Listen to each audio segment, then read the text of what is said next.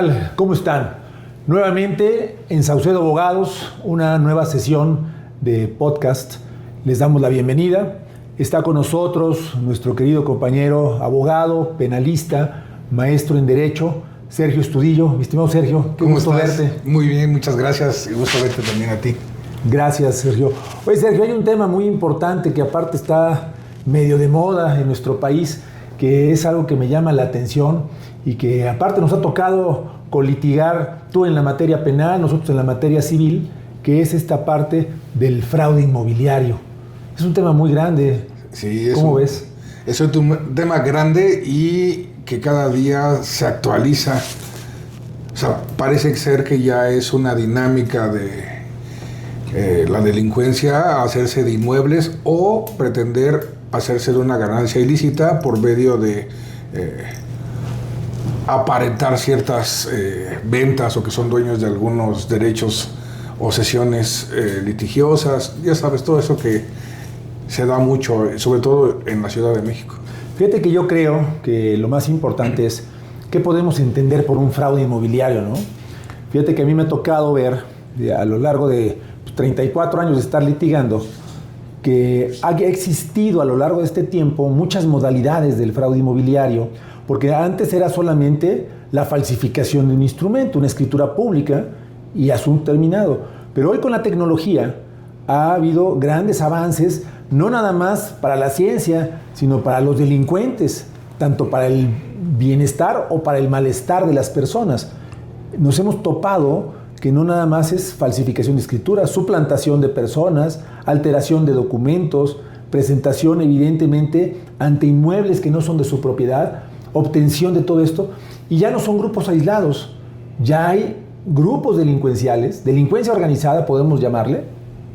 Yo creo que ya a estas alturas ya podemos llamarle delincuencia organizada porque es una estructura bien creada, bien pensada, hasta con imagen, como tú dices, ¿no? Ya encuentra uno páginas en internet bien estructuradas que parecieran dar la imagen de que son empresas sólidas y que a la postre son 5 o 6 personas las que trabajan para obtener al cliente y despojarlo de sus recursos. La verdad es que es bastante complejo ya ahorita esa dinámica, porque accesas desde tu dispositivo, te metes a alguna página y dices, pues aquí están, y te das cuenta que vas a una reunión y a la semana siguiente ya no existe esa oficina.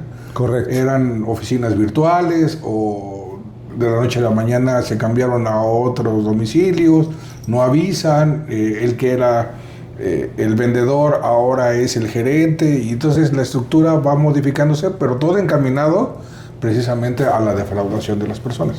Fíjate que algo que yo he visto, y nos sucedió aquí en la torre del World Trade Center en alguna ocasión, que empezaban a constituirse empresas fantasma y rentaban espacios en algunas oficinas que son de estas compartidas de cowork dentro de esta torre.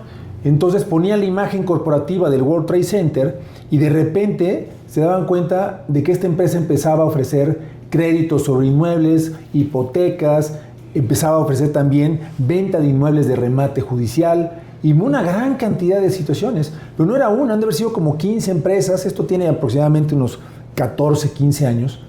Y entonces rentaban en el piso 25, 1, 2, 3, 4 meses y se cambiaban al piso 22 y después se cambiaban al piso 38 y de una oficina brincaban a otra. Entonces cuando venían a buscarlos, ya no los encontraban, porque aparte había cambios de nombre.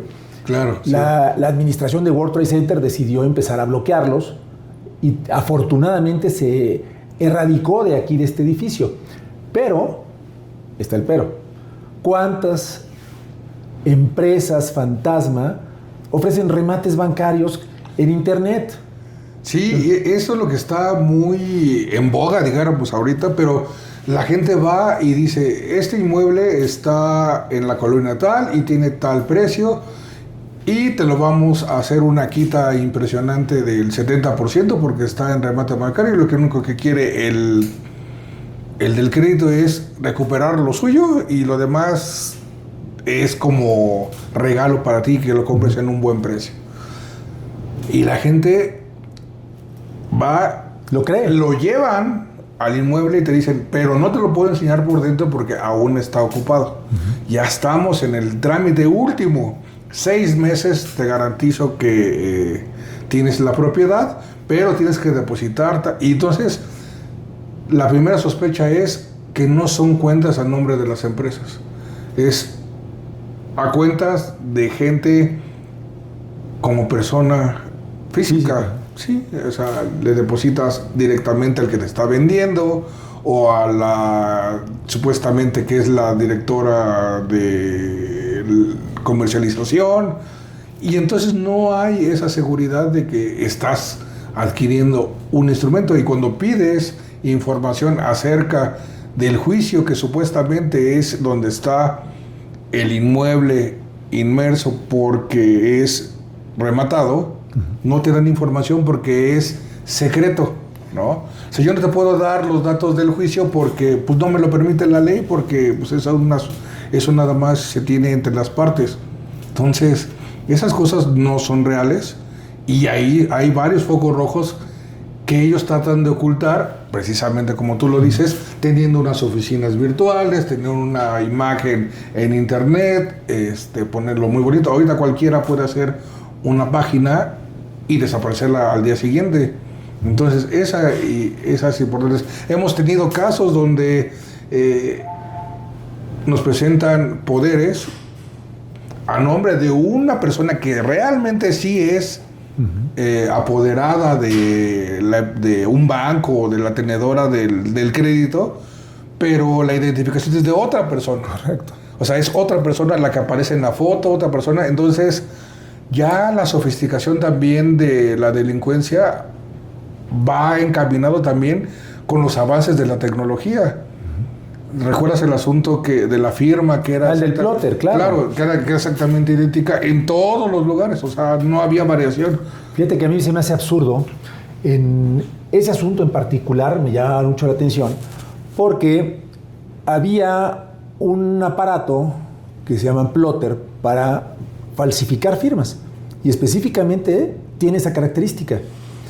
Si recordarás, es un asunto en el cual nos falsificaron unas firmas en un procedimiento judicial y veíamos que las firmas eran idénticas, no tenía una variante, pero era tan exacta que parecían fotocopia una de otra, porque era exactamente el mismo tamaño, la misma inclinación, los mismos cortes gráficos, y tú las ponías papel con papel y no había una sola diferencia de las firmas, lo cual es un indicativo porque no hay una firma igual. Y aunque sean tuyas, siempre tienes una pequeña variante. Lo que son los trazos, los rasgos, la morfología general de la firma nunca va a cambiar. Pero no puede haber una firma idéntica.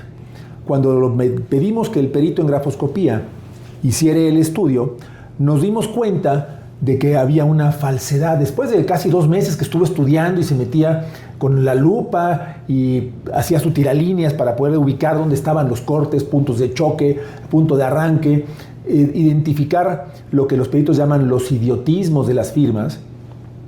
Un día nos llama, recordarás que estábamos tú y yo en junta, y dice, ya encontré dónde está el problema, voy para allá.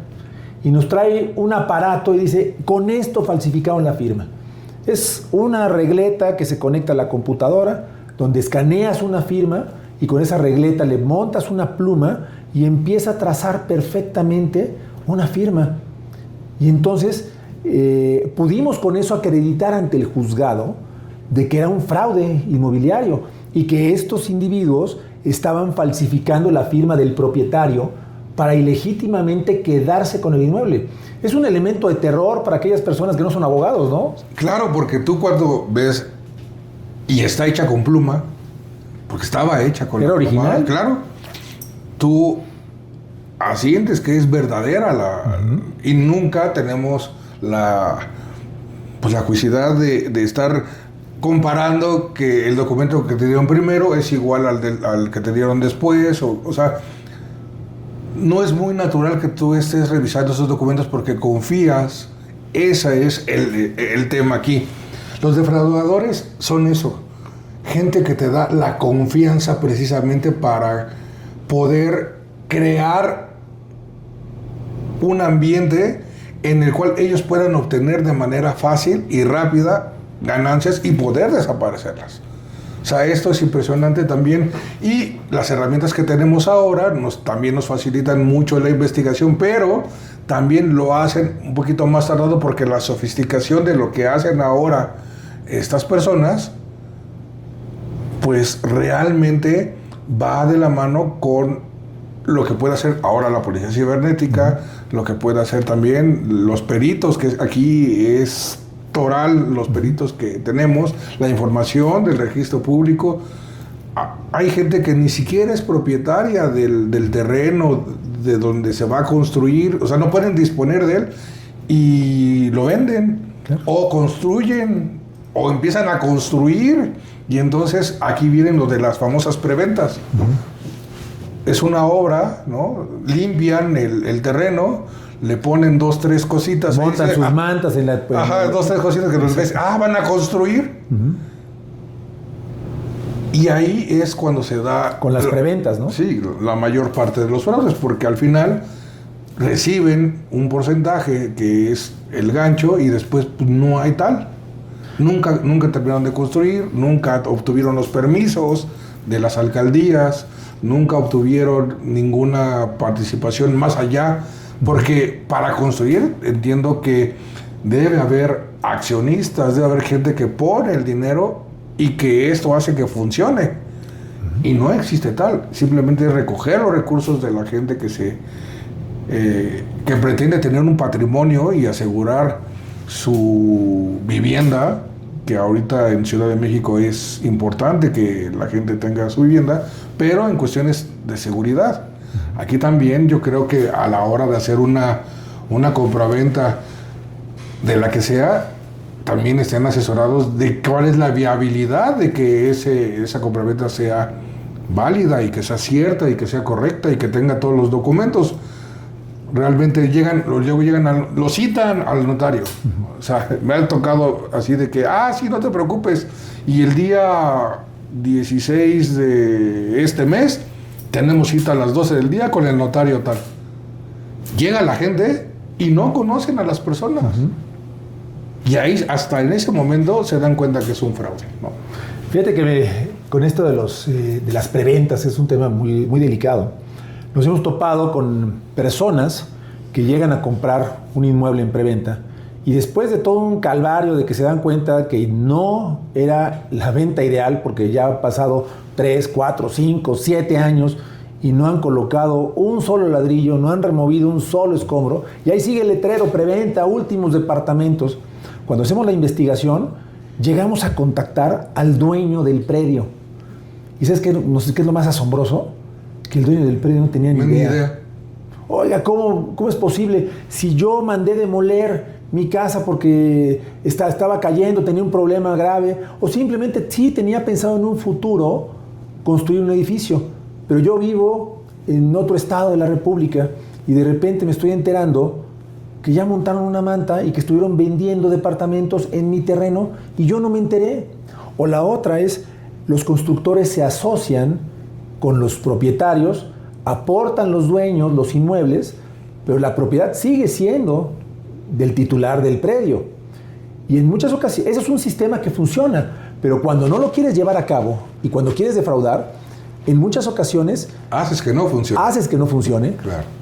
Obtienes ganancias ilícitas muy altas, y entonces, si en un edificio de departamentos de 12 unidades lo vendes 3 o 4 veces a diversas personas, tienes más de 40 ventas. Y que recibas enganches chiquitos de 300,000 pesos y mensualidades, porque aparte te lo cobran mensualidades sin intereses de algo que no te han entregado. Entonces es un absurdo, ¿estás de acuerdo, no? Totalmente. Pero el problema de cuál es, ¿sabes qué? Yo tenía un maestro en Derecho Penal que le tenía mucha estima, un señor muy rudo, muy, muy, muy rudo.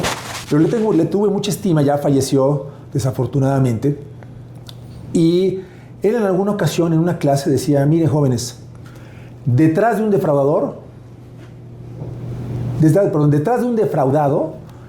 hubo una intención de ese defraudado volverse defraudador. Entonces decían, no, espérame, ¿cómo es posible? Si a mí me defraudaron, ¿cómo quise ser defraudador? Ah, sí, claro, es muy simple. Si yo en este momento te digo, mira, ese edificio de enfrente es mío, aquí está el valor de avalúo, vale 30 millones de pesos, pero ¿sabes qué? Estoy muy urgido. Si me das 5 ahorita, es tuyo. ¿Qué pasa con las personas?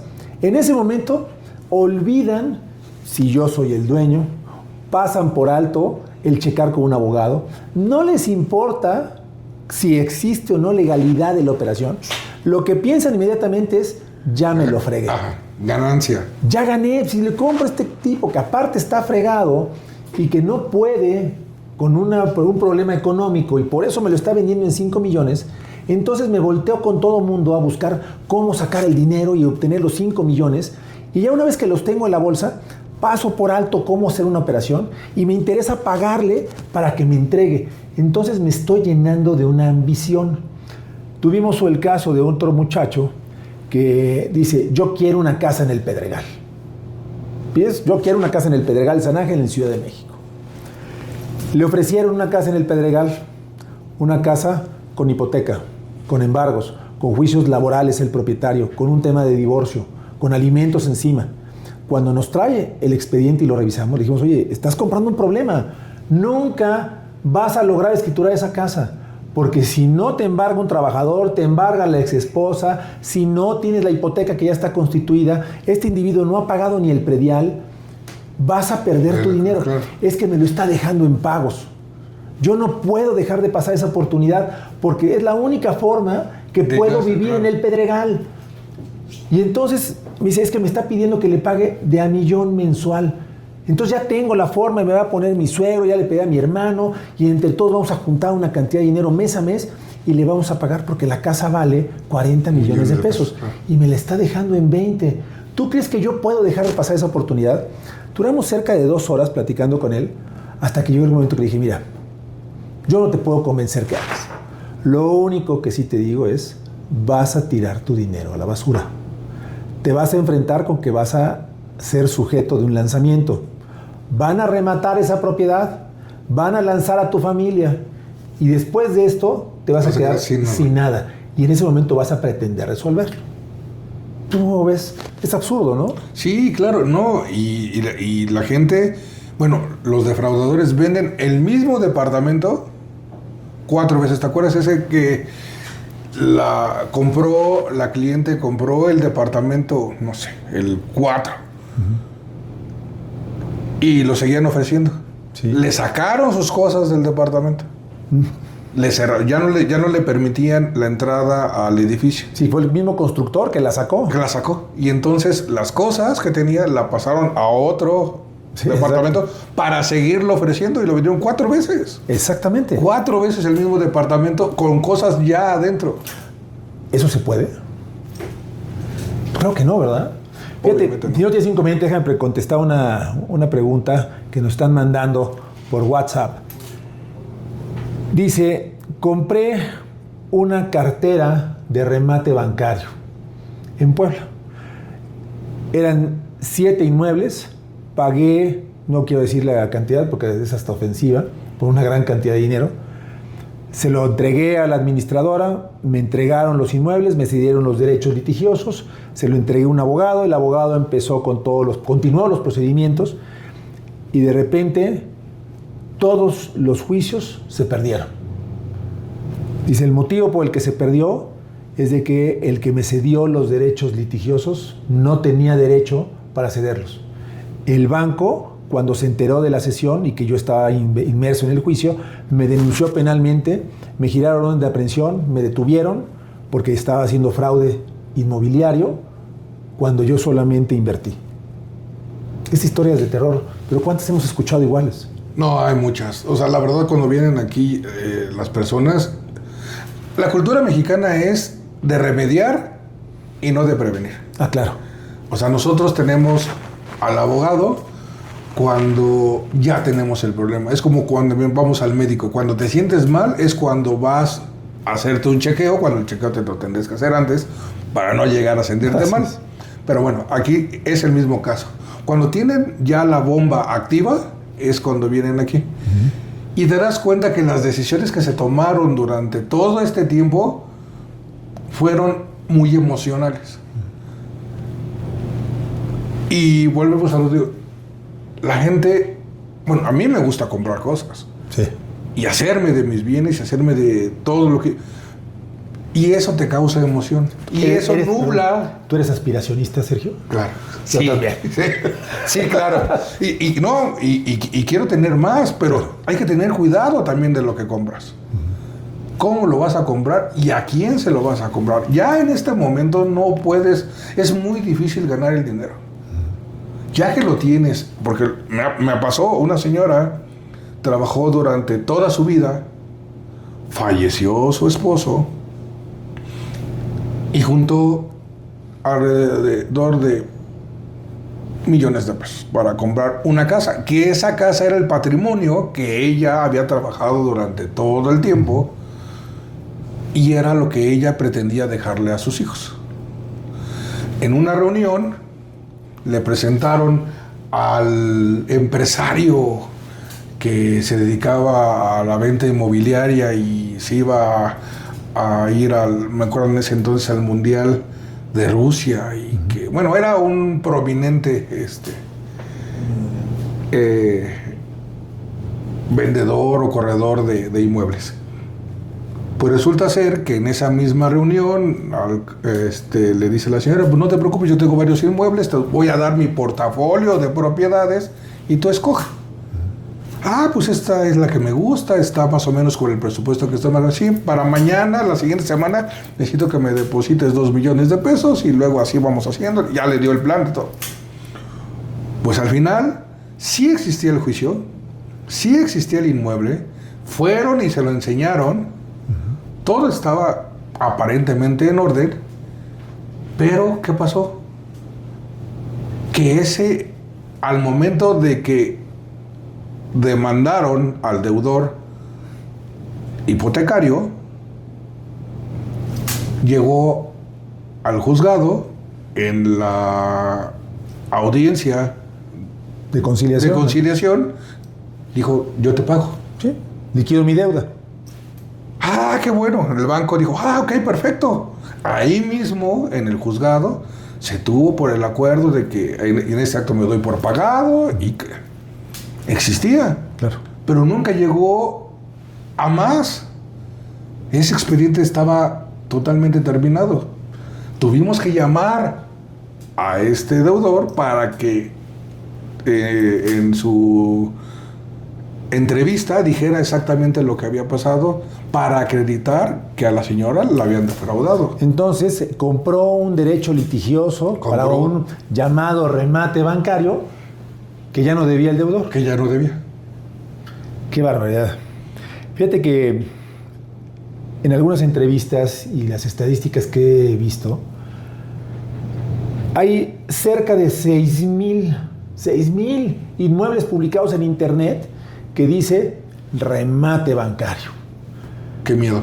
Hoy en cualquier café se platica del remate bancario, en la esquina, con el bolero.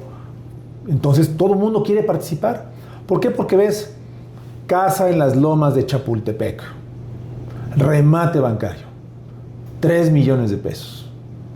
Departamento en Polanco, 300 metros cuadrados, 1,500,000 pesos. ¿Qué es lo primero que nos tendría que llegar a la mente bajo una publicidad de ese tipo que puede ser muy escandalosa? A ver, oye, es una ofertota, imagínate, departamento en Polanco, 1,5 millones. Oye, yo vivo en Tláhuac y a lo mejor si vendo mi departamento de Tláhuac de que vale 1,600,000, pues me alcanza para cambiarme a Polanco de 1,5 millones. Y con los 100. Y con los 100 ya me voy de fin de semana, ¿no? Claro, sí. ¿Eso es viable? ¿Estás de acuerdo que eso es imposible, no? Yo, como le decía a mis hijas, estaban chiquitas, ¿no? Y decía, papá, mira, es gratis. Le dije, lo primero que tienes que entender, que nadie te regala nada. Claro. O sea, o es un gancho para que puedas pasar a la tienda y comprar más, o ese regalo ya lo pagaste porque consumiste y después te lo dieron. Claro. Pero Es parte de la mercadotecnia y es parte de la publicidad y es parte del mercado. Pero eso es legal. Aquí lo que hacen es exactamente lo mismo. Te voy a regalar 3.5 millones de pesos y nada más vas a pagar 1.5. Todo lo demás es un regalo. ¿Por qué? Porque yo nada más quiero recuperar esta parte. No pasa eso, porque los inmuebles garantizan precisamente el monto total del adeudo. Claro. Tú lo que quieres como acreedor es que te paguen tu capital y que te paguen los intereses y todo lo que está generando, porque prestar dinero cuesta. O sea, que tú vayas y que te digan al banco, oye, tarjeta de crédito, oye, voy a comprarme un teléfono celular de gama alta, pues lo compras con tu tarjeta de crédito, pero ese costo del dinero es lo que te van a cobrar mes con mes. Y si tú llegas, el banco quiere que le pagues lo que te prestó más lo que es su ganancia, porque ese es el negocio del banco. En una economía de mercado, todo lleva una ganancia. Y vivimos en una economía de mercado, porque pese a lo que opinen algunos grupos sociales, México es un país capitalista. No hemos llegado a un socialismo, afortunadamente. Toda economía de mercado se rige bajo una ley primordial de la oferta y la demanda. Y algo muy importante que le he platicado a los clientes. A ver, ¿qué pasaría si tú y yo constituimos una empresa y nos volvemos administradora de cartera? Le compramos al banco un paquete de 2,000 inmuebles y nos ponemos a administrar. Algunos no nos sirven, los vendemos, otros nos los quedamos, pero te toca dentro del paquete una casa en Polanco, que ya viste el avalúo y más o menos esa casa puede costar 60, 70 millones de pesos. Traes un crédito que va a poder cubrir, a lo mejor tienes un juicio que te vas a tardar 3 años, hay que meterle dinero para poderlo adjudicar. ¿Tendrás necesidad alguna de venderlo? Y más, ¿tendrás necesidad alguna como administrador de cartera que ya invertiste muchos millones de pesos en comprar la cartera? Estás invirtiendo muchos millones de pesos en llevar a cabo los procedimientos legales para adjudicártelos. ¿Tendrás necesidad de venderlo en 1,5 millones, en 2, o en 3, en 5? Claro que no, porque ese es tu negocio. Entonces hay una cosa que se llama sentido común, que desafortunadamente pasamos por alto. Y el sentido común es tan simple. Si aquí está esta propiedad que vale comercialmente hablando 30 millones de pesos, ¿por qué alguien me la debe regalar por 5 millones? O aquel departamento que vale 8 millones de pesos en la Colonia del Valle, que me lo están ofreciendo en 800,000 pesos. Por muy emproblemado que esté el litigio, evidentemente no lo vale. Y si realmente fuera el valor porque el juicio estuviera en pésimas condiciones, ¿para qué lo compras? Vas a tirar tu dinero. ¿Cuál crees tú que sea un parámetro normal para que una persona pueda comprar? Porque es lo que nos preguntan. ¿Cuál es la recomendación para comprar un remate bancario? Primero, dudar. Yo siempre, sí, claro. siempre digo, acercarte, por ejemplo, a tu abogado. En este caso podría ser a cualquiera de nosotros que pudiera tener ya la habilidad para... Se te hace como una sensibilidad cuando tú ves el expediente, cuando te dan los papeles, de que hay un problema, porque generalmente son omisos en darte un documento o en darte una razón de por qué el inmueble está en ese estado. Simplemente, perdón, no te lo dejan revisar el expediente. Exacto, no te dan ni el número ni el juzgado. ¿Cómo sabes que estás comprando? No, ¿y cómo sabes que existe? O sea, el inmueble está porque el inmueble te van y te lo enseñan. Te digo que a la señora lo fueron y dijeron, mira, este es... Ahorita no puede entrar porque aún está ocupado, estamos en el proceso. Pero nunca se va a terminar el proceso porque nunca inició. Entonces la señora le tuvo fe ciega. Así, tal cual. ¿Y por qué? Porque tenía su página y le dieron un contrato, le dieron, o sea, todo estaba aparentemente en orden. Pero, pues obviamente nosotros tuvimos que denunciar y de las investigaciones que hicimos, obtuvimos esos datos que nos pudieron dar luz de que desgraciadamente la señora había invertido en un pésimo negocio y había sido defraudada. Exacto. te parece bien, una otra pregunta. Nos dice, ¿qué tan efectiva es la Fiscalía para atender este tipo de delitos? Fíjate que la Fiscalía ha cambiado muchísimo a raíz del nuevo sistema. Ya no es nuevo porque pues obviamente tenemos ya años transitando. Se dice nuevo porque, bueno, tenemos muchísimos años dentro de un sistema mixto, que era el anterior. Ahorita estamos en un sistema oral, que es más moderno, que cumple con más expectativas. Pero ¿qué llegamos a hacer? La movilidad de los MPs en las fiscalías ha denotado que no todos tienen la misma experiencia para manejar estos temas en particular. ¿A qué voy? La fiscalía o el MP estudia toda clase de delitos, todos. Robos, homicidios, fraudes. Entonces, sí falta un poquito de especialización para que la gente que maneja el asunto de defraudación sea especialista en materia de defraudación. Hay MPs muy buenos en investigación de campo, pero para delitos de alto impacto, ¿no? De gente. En estos asuntos son de los que yo llamo fríos. O sea, todos están en el expediente y hay que buscar documentos. Hay que buscar cosas que nos den luz en esas cosas. Y luego uno va, ahora ya el sistema te lo permite, porque antes dependías mucho del MP de que hiciera las cosas. Tú vas y le solicitas al MP un acto de investigación y dices, no, es que para mí no es necesario. ¿No? Oye, ¿cómo que no va a ser necesario si yo sé que con este documento que tú solicites o con este acto que tú hagas, vamos a obtener cómo se dio este evento? Es que era una empresa fantasma, es que desapareció en el siguiente día. Hay que hacer una serie de... Entonces, nosotros ya como abogados tenemos la posibilidad de hacer investigación. Entonces, nosotros hacemos investigación de campo, vamos, nos metemos, tomamos fotos, hacemos, porque es legal. Si no lo hace el Ministerio Público, nosotros se lo aportamos. Y cuando tú llegas y le dices, mira, pero si ya te dije que para mí no era necesario. No, es que estoy diciendo, no, este ya es parte de mi trabajo, yo te lo vengo y te lo quiero. Te lo aporto. Que quede incorporado en la carpeta de investigación. No te lo voy a revisar. Ok, no me lo admitas, pero dime por qué. Sí. No, es que tenemos un acuerdo interno entre la institución y que así como tú me lo traes, no te lo puedo recibir. Ok, dímelo por escrito. Porque yo te estoy trayendo las cosas por escrito, ya tiene un sello de que tú lo recibiste. ¿Y cómo me lo vas a devolver? Así. Sin un acuerdo en donde tú me digas, oiga, es que usted está mal por esto, y con fundamento en el artículo tal, no te lo puedo recibir o no puede hacer. Dímelo. Entonces, porque yo necesito una determinación tuya para que yo pueda hacer valer los derechos de mi cliente. Te puedes enfrascar ahí. Oye, ¿qué pasa con el derecho de petición? O sea, es un derecho constitucional de la Constitución Federal. Sí, entonces, exacto. ese acuerdo interno tiene mayor valor que la Carta Magna. Tiene mayor valor porque ellos dicen, es que yo no lo puedo recibir, yo no te lo puedo atender. Por la costumbre también ya es ley. Sí, no, claro, aquí... Como en los pueblos indígenas. Ajá, entonces, ¿sí?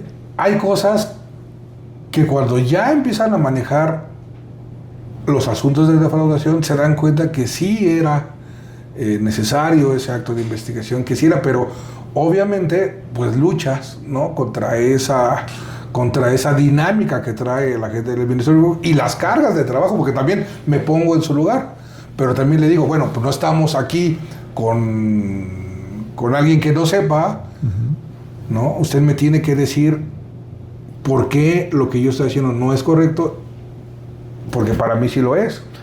Y alguien, que es un tercero, en este caso el juez de control, nos tendrá que decir quién de los dos tiene la razón. Pero ahí entramos en un punto que yo le llamo el error inducido o el error accidental. Sí, claro. El error doloso y el error culposo. Una cuestión es que te equivoques por un tema de falta de criterio y otra es que te quieras equivocar porque sobra criterio de tu otra parte, ¿no? Claro. Sí, y entonces empiezas a tener ahí ciertos estires y aflojes con la autoridad, pero que ya después, obviamente, hay las herramientas para que las cosas salgan como tienen que salir y que la gente esté representada como tiene que estarlo y que obtenga el resultado. Muchas de las ocasiones, la falta de sensibilidad por tanto cúmulo de trabajo nos pierde de que estamos trabajando con seres humanos que perdieron su patrimonio. Patrimonio de toda la vida que te ha costado todo el tiempo construir y que alguien abusó de esa confianza, abusó de eso para hacerte caer en un error que te costó años construir. ¿Qué recomendación les puedes dar a las personas que nos ven y nos escuchan? ¿Y qué podrías decirle de cómo actuar frente a estos actos que, pongámosle el nombre correcto, son actos de corrupción? Sí, lo primero que tenemos que hacer es prevenir. Si usted tiene la intención de invertir, de que su patrimonio crezca o de hacer patrimonio, lo importante es que siempre tenga alguien que le dé el visto bueno y luz verde. Por un tema de seguridad y un tema de tranquilidad. En estos casos, todos sufren. Sufre el defraudado y la familia del defraudado. Puede ser que estemos ante la tristeza de que 2, 3 generaciones queden sin nada por estas cuestiones. Otra es que si ya tomaste la decisión de invertir, revísalo, ¿no? Puede ser que tu inversión sea correcta y si no lo es, puedas recuperar algo o no pierdas más de lo que ya perdiste. Y en otro dado caso, pues actuar con la autoridad y que tengas la certeza de que la persona que te va a representar va a hacer todo lo necesario con la autoridad, sin la autoridad y a pesar de la autoridad. Porque sí hay mecanismos que nosotros hemos hecho durante mucho tiempo, que es que también sean revisadas las actuaciones de la autoridad para beneficio de las personas que ponen en nosotros la recuperación de su patrimonio o que solventen alguna problemática que tengan con esos movimientos que hicieron o las decisiones que tomaron. Claro. Hoy vivimos tiempos difíciles, vivimos en un país complejo, una sociedad multicultural, donde, como bien decías, la necesidad económica lleva a pensar en muchas ocasiones cómo defraudar. Aparte, la impunidad que vemos hoy por hoy, el inactuar de nuestras autoridades, ya no nada más en materia penal, sino también en materia civil. Los jueces que tenemos, que desafortunadamente con esta reforma judicial provocó que entraran personas sin experiencia a resolver expedientes. Todo esto, si lo ponemos en conjunto, lleva a que tu patrimonio pueda ser violentado. Así como cuidas tu tarjeta de crédito, que la tienes todo el tiempo en la cartera, a nadie le das los números, a nadie le das tu código de seguridad, no prestas tu estado de cuenta, debes tener mucho cuidado. Nadie en esta vida te va a regalar 5 centavos. Toda oferta implica una condición. Toda gran posibilidad de hacer un gran negocio implica el pensar por qué no lo han hecho otras personas. ¿Por qué la que me lo está vendiendo, en lugar de vendérmelo, no ha conseguido un inversionista para que el negocio se lo gane? Hay que tomar en cuenta que en un remate bancario, la utilidad promedio no va a ser más alta que un 30 o 35%. Cuando va más allá, normalmente es un fraude. Esta es una parte. Hoy por hoy los fraudes inmobiliarios ha crecido de una forma descomunal. Hay muchas formas. Hay un catálogo sin fin de todas las posibilidades en las cuales uno puede ser defraudado. Te pueden suplantar, si tú eres dueño de un inmueble, te pueden suplantar para pedir créditos hipotecarios. Pueden con eso ir a tramitar o gestionar créditos de habilitación, créditos con bancos, créditos con financieras. Pueden con un documento apócrifo pretender venderlo a un tercero, obtener adelantos, obtener anticipos.